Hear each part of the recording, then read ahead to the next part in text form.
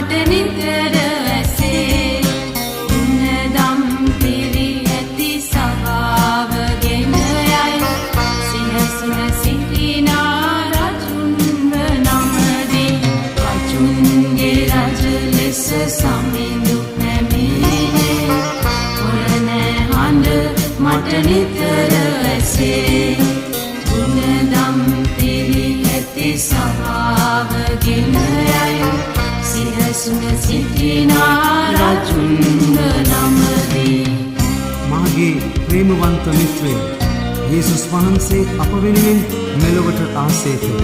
නමුත් උන්වහන්සේ නැවත පැමිණෙන්නේ කුරුසේ ජීවිතේ පූජා කරන්නට නොව අපව ස්වර්ග රාජ්‍යයට රැගෙන යන්නටය. ආකාරුවන් ලෙස සිටිනා මිනිසුනේ අහන්න සමිඳුන් ඔබ හට කියනා